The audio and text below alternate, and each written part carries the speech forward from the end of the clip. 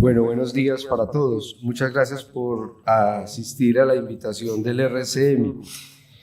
Y he querido titular esta charla La enfermedad cerebrovascular en el siglo XXI porque es que nos vamos a ver 40 siglos de historia de la enfermedad cerebrovascular a donde estamos. Y vamos a pasar a ver, le estaba comentando al doctor Torres, dónde ha llegado la tecnología. Ese reloj que ustedes ven a la derecha es la tecnología actual de procesamiento de imágenes. O sea, a mí me llega la imagen a mi reloj digital y yo puedo establecer y evaluar la imagenología y proceder a hacer el tratamiento a distancia, apoyando a alguien que esté en el servicio de urgencias. Y hacia la izquierda de ustedes, entonces encontramos lo que es todos los territorios vasculares y vemos el concepto actual que tenemos de la unidad neurovascular. Yo no tengo ningún conflicto de interés que manifestar con esta presentación. Y como vamos a hacer un tour por 40 siglos, la primera vez que podemos encontrar la referencia a la palabra cerebro la vemos ahí en el papiro de Edwin Smith, que es un papiro que está dateado entre el 3000 y el 2000 antes de Cristo. De ahí no volvemos a encontrar nada en relación con enfermedad, con sistema nervioso y con enfermedad cerebrovascular hasta que Hipócrates en el año 400 a.C. acuña el término de apoplejía para los eventos de déficit neurológico por alteración en la circulación cerebral. Fíjense todo el espacio de tiempo que va desde el 400 a.C. hasta el 1600 después, cuando Weffer lo divide en dos tipos de causas: los sangrados y las oclusiones. Al 1700, Thomas Willis presenta el famoso círculo de Willis y la circulación cerebral. Y vemos todos los días, estamos viendo en las imágenes la presencia, cómo está el arco de Willis, cómo está la permeabilidad de los vasos que salen de allí. Ya nos movemos hacia 1807, cuando el doctor Amos Twichell hace la primera reparación de carótida. Y en 1927, próximos a cumplir el centenario, el doctor Egan Moniz introduce la arteriografía cerebral. Una gran revolución. Y a principios del siglo pasado, en los principios de 1900, nace la rehabilitación. Pero la rehabilitación no nace de la medicina. La rehabilitación nace de las familias, porque el paciente sufría un evento cerebrovascular, el médico le decía se lo tiene que llevar para la casa, ya no tiene nada que hacer, y la familia empieza a hacer ejercicios, a trabajarle al paciente, y esa es la forma como nace la fisioterapia y como nace la rehabilitación. La rehabilitación no nace de los médicos, la rehabilitación nace de las familias. Y después los médicos nos apropiamos de esto y se crea la rama de la fisiatría y la fisioterapeutas.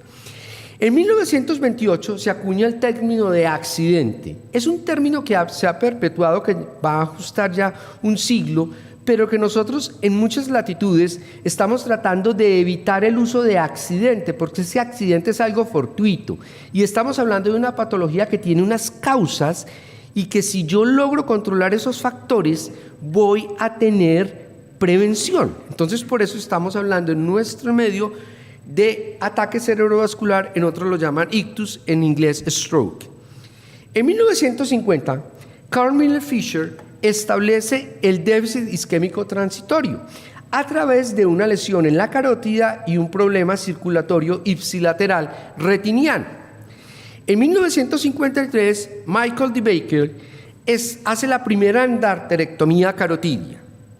Y entre 1950 y 1960, el gran padre de la neurología vascular, que es Carl Miller Fisher, establece todos los conceptos de infartos lacunares, tipos de infartos, ataque isquémico transitorio y diferentes síndromes neurovasculares. En los 70 tenemos el advenimiento de las imágenes y empezamos a ver el cerebro por medio de la tomografía. Ya en los mismos 70s aparece la aspirina y la empezamos a utilizar como un tratamiento preventivo después de haber tenido un evento cerebrovascular.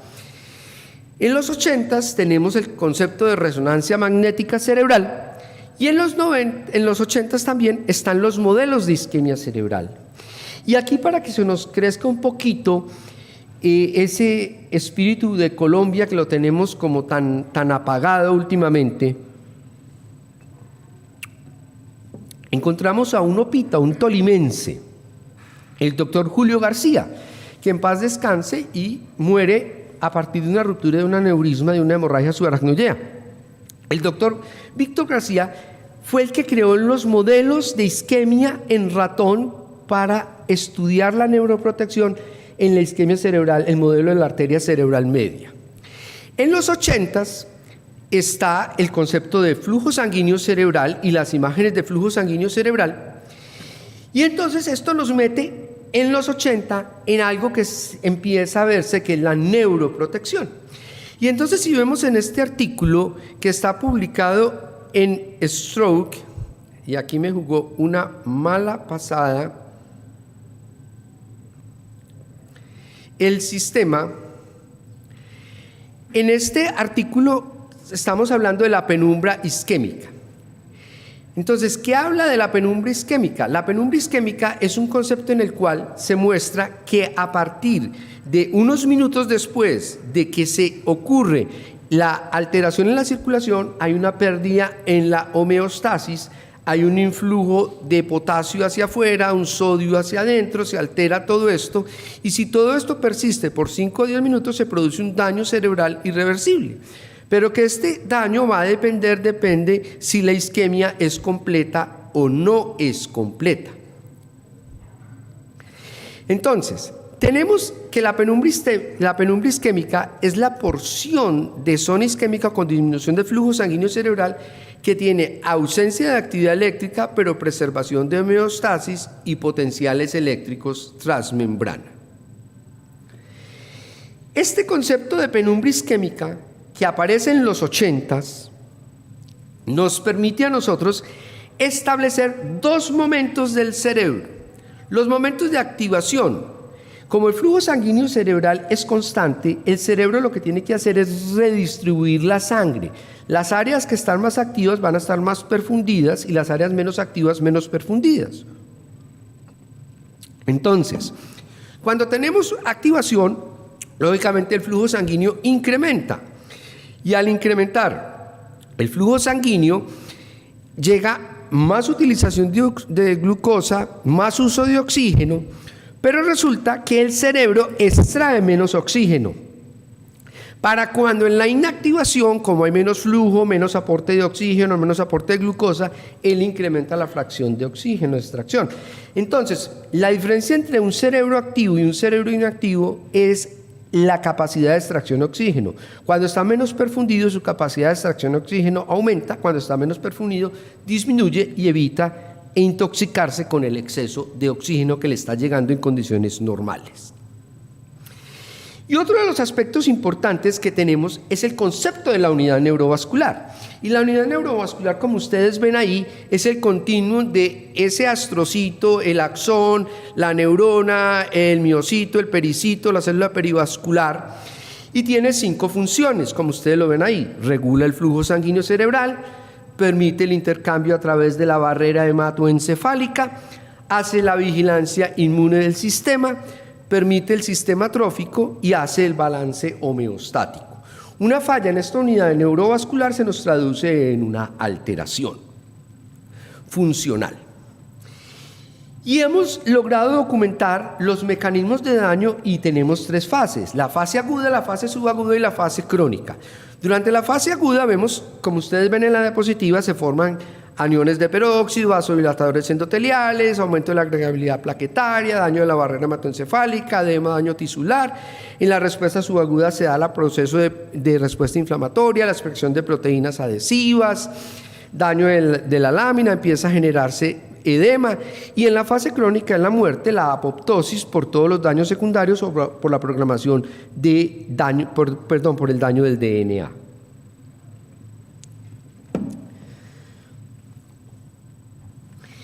Y finalmente, las imágenes las podemos superponer a la funcionalidad. Y yo quiero que ustedes, el señalador está acá está.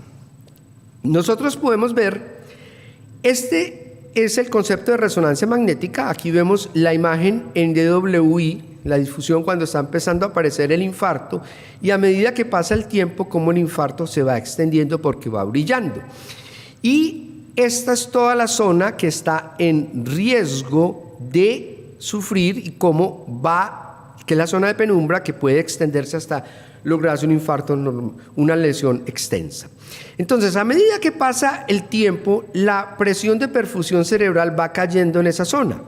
Como veíamos ahora, la fracción de extracción de oxígeno es baja en isquemia, entonces incrementa hasta que cae. El volumen sanguíneo cerebral permanece constante y empieza a caer, y entonces tenemos un momento en el cual el flujo sanguíneo cerebral y el tiempo de tránsito medio, o sea, el tiempo que empieza a demorarse en pasar la sangre por allí, se cruzan y en este momento se produce la muerte. Entonces vemos todo coincide en el tiempo. A medida que pasa el tiempo, menos tejido a sobrevivir. Entonces, tenemos que a partir de allí nos salieron los tiempos de intervención y el salvamento tisular. Y al hablar de tiempos de intervención y salvamento tisular, encontramos que hay unas áreas que son más susceptibles a la isquemia, que son el hipocampo, el cerebelo y la corteza, que son áreas ricas en receptores NMDA de glutamato. Y adicionalmente hay unos factores propios, intrínsecos, que determinan la extensión de la lesión. Y son qué cantidad de sangre está llegando, que es lo que llamamos los umbrales de falla de sanguíneo, la temperatura tisular, cuando incrementa la temperatura allí, los niveles de glucosa, la hiperglicemia es dañina, la inflamación, si hay un proceso de infección asociado, hay la activación de genes y cuando se activan los mecanismos de apoptosis. Entonces, en 1995 se aprueba el uso de trombolítico venoso para el evento isquémico cerebral agudo. Con la trombolisis venosa lográbamos una reperfusión en la cerebral medio distal del 44% y a nivel proximal, o sea, a nivel de tronco, la perfusión estaba en 26 al 40%. Y si era de la carótida, era del 7 al 10%. Y si el trombo era mayor de 8 milímetros de longitud, no lográbamos perfusión. Esto era el interrogante que había en relación con la trombolisis en su momento cuando la trombolisis sale. Pero la trombolisis realmente incrementa la recuperación en un 11 o un 13%, tiene un riesgo de sangrado, de anafilaxis y de angioedema, y en el estudio no se mostró beneficio en la mortalidad, pero fue la primera terapia de reperfusión aprobada, 1995. ¿Qué tenemos entonces? Si yo quiero trombolisis venosa y tener mi paciente funcional, llevarlo a un ranking de 0 a 1, entonces si lo intervengo en las primeras 3 horas, vemos cómo es la diferencia y el NNT es de 10. O sea, necesito tratar 10 para que uno esté en ese ranking funcional. Si yo lo tengo en el lapso, intervengo entre 3 y 4.5 horas, ya el NNT se me sube a 20. Y si yo lo dejo pasar de las 4.5 horas, el NNT se va haciendo prohibitivo. Entonces llegamos a 50. ¿Qué es lo que ocurre? Lo que ocurre es que el ranking modificado va disminuyendo a medida que pasa el tiempo, la mortalidad incrementa, el riesgo de sangrado va incrementando con el tiempo. O sea, a medida que pasa el tiempo, menor efectividad de terapia y mayores desenlaces negativos. Por eso se ha acuñado algo que se llama la hora dorada del tratamiento del ACV. Y es que una vez llega el paciente al centro hospitalario, hay que correrle, no se puede lolear, no podemos perder tiempo. Entonces, por eso empieza este cronómetro a correr y en menos de 10 minutos debe de estar el paciente evaluado y debe de estar la toma de la medicación y en menos de 15 minutos.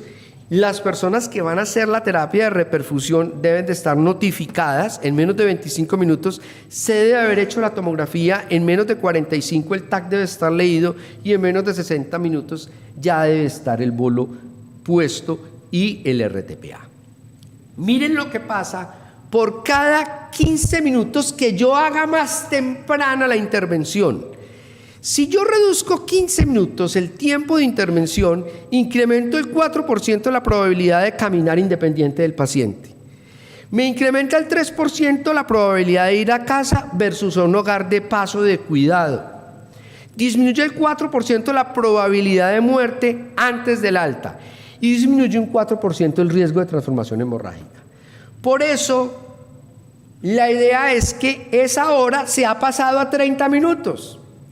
Y es que una vez llegue mi paciente, debo disminuir tiempos. En menos de 5 minutos lo he evaluado, en menos de 5 minutos está notificado el tiempo. O sea, yo evalúo y notifico, en menos de 10 tengo la TAC, en menos de 20 la lectura y en menos de 30 minutos estoy aplicando el trombolítico.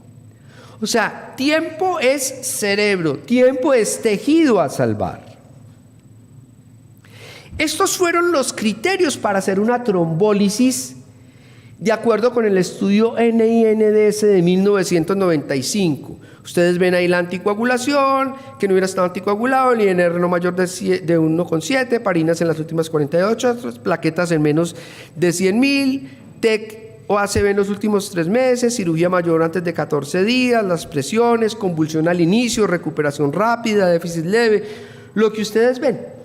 Resulta que en el 2015 la FDA le dijo a Biogen: yo quiero que usted me revise los criterios de inclusión con niveles de evidencia para la trombólisis venosa. Y Biogen con su grupo de expertos lo hizo y esto fue lo que quedó. Los criterios actuales.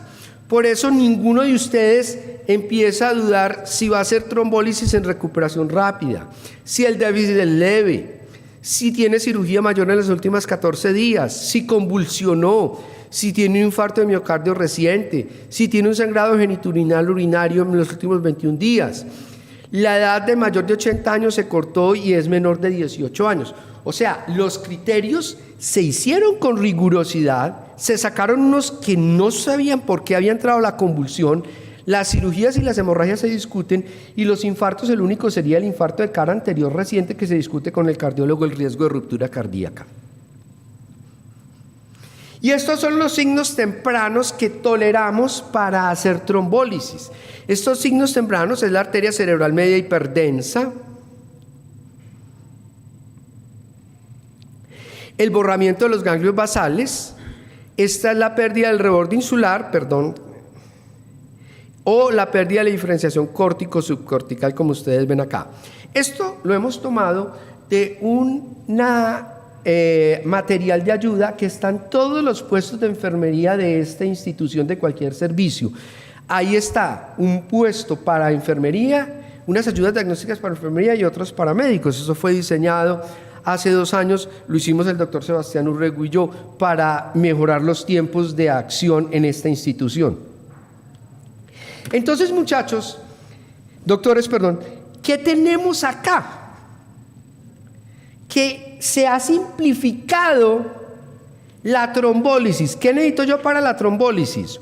Un dextrometer para descartar la hipoglicemia, que es el principal mimetizador del ACV, y un TAC cerebral simple. Tener la historia para poder tener, pero con esto. O sea, no hay momentos de lolear. Esto era impensable hace 30 años. Cuando yo llegué a esta institución en 1997 era impensable pensar que yo solo iba a tener esto. Y tiempo después me encuentro que con esto estamos haciendo los tratamientos trombolíticos. Pero ustedes recordarán que en la trombolisis venosa habían poca perfusión en las lesiones proximales, que quiere decir las oclusiones de gran vaso. Y cuando estamos hablando de oclusiones de gran vaso es que se me tapó la cerebral anterior, la cerebral media, la cerebral posterior, la carótida terminal o la basilar. Eso es lo que llamamos oclusión de vaso grande. Y para la oclusión de vaso grande tenemos hoy la trombectomía. Y es la posibilidad de yo llegar hasta allí y destapar el vaso, volverlo a tener perfundido. La trombectomía inicialmente sale para ventana de 6 horas. Hoy tenemos trombectomía hasta 24 horas en circulación anterior y también empieza a haber en circulación posterior con los estudios de la basilar a partir de los estudios de Bauche y Attention publicados el año pasado. Entonces, tenemos pacientes con 24 horas y si el paciente tiene un NIH mayor o igual a 6, un ranking previo de 0,2, o sea, estaba funcional, el ASPEX es mayor o igual a 6, si no hay sangrado en la TAC cerebral simple, se le hace un TAC de vasos de cuello y cerebral y se dio oclusión de la carótida terminal o proximal de la cerebral media, es candidato a trombectomía mecánica. Y así vemos que se está haciendo en otros sitios en la vertebral donde ya empezamos a tener, en la basilar, incluso en cerebral anterior. Pero como esto es tiempo, por cada hora de retraso en la terapia endovascular, disminuye 5.3% la probabilidad de que mi paciente sea funcional. Por cada hora de retraso de reperfusión de yo llevarlo a un TISI 2B3, disminuye 7.7% la probabilidad de tenerlo funcional. Por cada hora de retraso de inicio en la terapia endovascular, incrementa el 2.2% la mortalidad. Entonces tenemos que acortar el tiempo de intervención intrahospitalario. Por eso nuestros pacientes los llevamos a los que son candidatos a trombolisis en 4.5 horas y que llegaron a esa hora y tienen oclusión de vaso mayor y se les va a hacer trombectomía, se les empieza la trombólisis ahí en la sala de rayos X y los pasamos a la sala de hemodinámica y se les acaba de pasar allí el bolo y se pasa rápidamente al angiosuite. Este es el protocolo de Calgary. Paciente con ACV, notifican al centro con ACV, esto es para trombectomía. Al llegar se hace la evaluación clínica en paralelo, los laboratorios y tiempo de evolución, siempre, última vez bien. Se hace el TAC cerebral simple, no hay sangrado, se mide el ASPEX,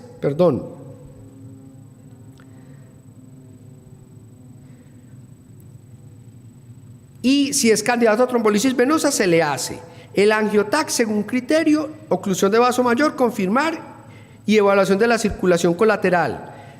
El tiempo CT a punción inguinal debe ser menos de 60 minutos y a reperfusión menos de hora y media. Y hoy estamos hablando de tiempos menores, o sea, cada vez corriendo más. Angiografía rápida y no anestesia. Entonces ustedes se preguntarán, la circulación colateral. Y resulta que el PowerPoint en la grabación me jugó una mala pasada con la penumbra. Porque en la penumbra, en las diapositivas que yo tenía inicialmente, está un concepto que se habla en el 82. Y todo dependerá de la lesión isquémica, de la circulación colateral que exista. En 1982, los pioneros de penumbra ya hablaban de circulación colateral. ¿Y por qué quiero hablar hoy de circulación colateral? Porque la circulación colateral es esto: un cerebro perfundido y al otro ausencia de flujo. Entonces está completamente ocluido, no tiene nada de circulación colateral. Cuando tiene colaterales entre el 0 y el 50% sería un tipo 1, cuando las colaterales están entre el 50 pero menos del 100 del territorio sería el tipo 2 y cuando tiene buenas colaterales sería 100% del territorio con buena circulación. Esto es lo que pasa con la colateral. Cuando el puntaje es 0, miren, tiene una pobre penumbra y el TAC a las 48 horas es desastroso. Entonces, las colaterales son las que nos permiten evaluar esos progresores rápidos, esos pacientes que llegaron al servicio de urgencias y en menos de una hora el NIH que estaba en 10 está en 28. Y uno llega y dice, por Dios, ¿qué está pasando aquí? Cuando nos fijamos en las colaterales, es que no tiene colaterales.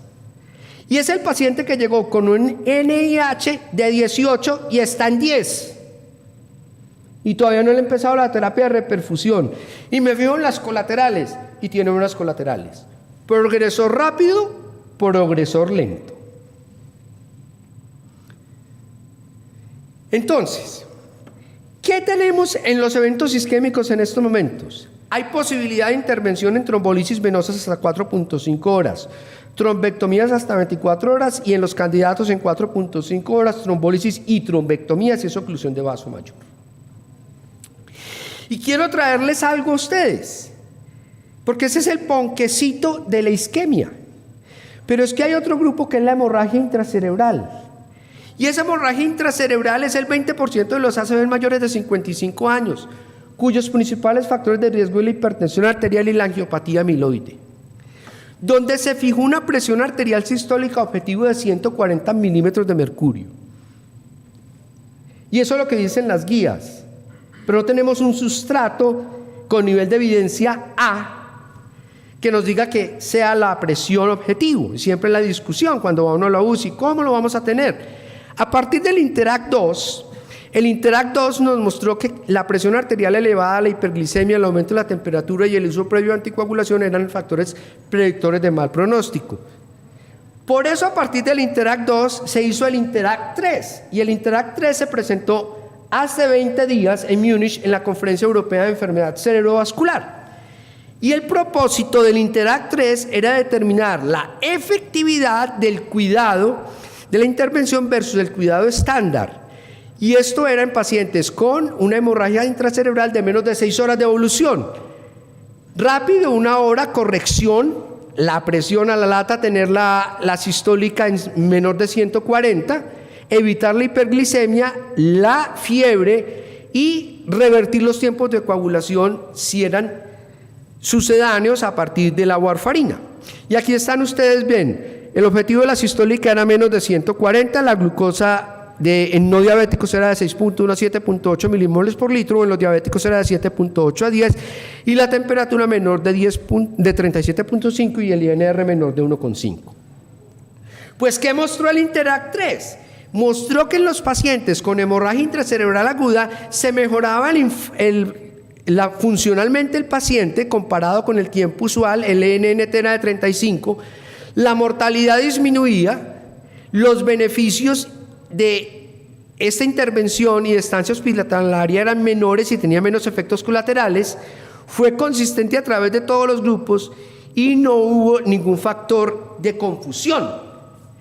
Entonces, el Interact 3 pone a la hemorragia intracerebral hoy en día en que su paciente con hemorragia intracerebral usted no lo va a llevar a cirugía a no ser que tenga alguna indicación, porque la cirugía mostró que no tenía beneficio. Entonces este paciente es bajarle la presión, evitar la hiperpirexia, evitar las hiperglicemias y vamos a tener el manejo médico. Eso es una revolución que ha ocurrido con la hemorragia intracerebral en los últimos 20 días. Tenemos nivel de evidencia tipo A. Entonces, la idea es que tengamos centros de atención para ACV, centro básico, las unidades intermedias, centros primarios, algunos hospitales, La María, algunos otros, estamos hablando en Medellín, pero en Antioquia podemos hablar en otros sitios y en Colombia, y centros integrales, la Cardio, Pablo Tobón Uribe, estamos hablando de Las Vegas, la Medellín, estamos hablando de centros donde se puede hacer trombólisis y trombectomía, las dos. Entonces la idea es saber acudir al tiempo adecuado. Miren, en Colombia no tenemos atención prehospitalaria organizada y esa es la guerra en el siglo XXI. Montar la atención prehospitalaria. Tenemos APHs y hay que capacitarlos y tener eso. ¿Tenemos centros de ACV? Sí. ¿Tenemos hospitales públicos que se atiendan el ACV? Sí. ¿Tenemos centros privados? Sí. ¿Cuántos? Mírenlo acá. Este fue un trabajo que presentamos el año pasado en Brasil, el Grupo Colombiano de Enfermedad Cerebrovascular. Entonces vemos cómo se concentra todo en la región andina y algunos sitios. ¿Tenemos unidades de ACV? Sí. Hay unidades de ACV en Bogotá y en Bucaramanga. El tratamiento trombolítico, lo tenemos. ¿Tenemos trombectomía? Sí. ¿Y dónde tenemos la trombectomía? Miren, estos son mapas de georreferenciación. Aquí tenemos Barranquilla, aquí tenemos Bogotá, aquí tenemos Bucaramanga, aquí tenemos Cali y aquí tenemos toda Colombia. Y este es Medellín. Para sorpresa, Medellín es la ciudad que más centros de trombectomía tiene distribuidos a lo largo y ancho de la ciudad, por encima de Bogotá. Pero estamos cortos en el país. Entonces necesitamos montar esas redes de atención.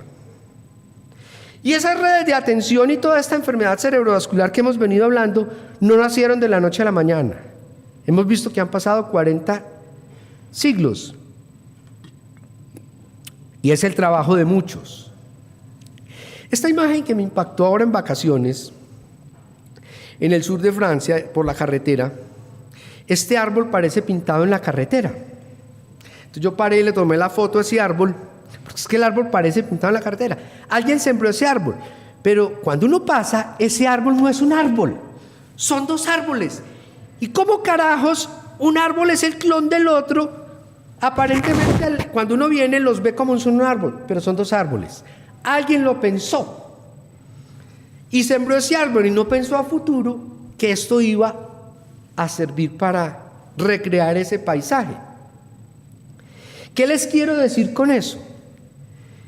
Que esas personas que trabajaron en el pasado nunca pensaron que pudiéramos llegar a lo que estábamos ahora y que tuviéramos la técnica como veíamos ahora del reloj y de las cosas. Entonces, ustedes que están jóvenes, ven esto también en el sur de Francia, en Saint-Guillaume-de-l'Isère, y uno ve esa sierra y esa piedra, y ve esta edificación. Por Dios, esto era en la época de los cátaros. ¿Cómo hicieron esa fortificación? ¿Cómo movieron esa piedra? ¿Cómo llegaron y hicieron esos castillos y esas fortificaciones en lo alto de esa cumbre? Porque la gente tenía interés, la gente tenía defensa. Y aquí quiero virar y hacer un cambio en mi charla para terminar. Occidente no puede olvidar que su tradición es judeo-cristiana. Entonces Occidente no puede seguir mirando hacia un lado y uno ver la cantidad de iglesias que hay y como que nos va pasando por el lado nuestra historia. No. La historia hay que leerla, la historia hay que escribirla.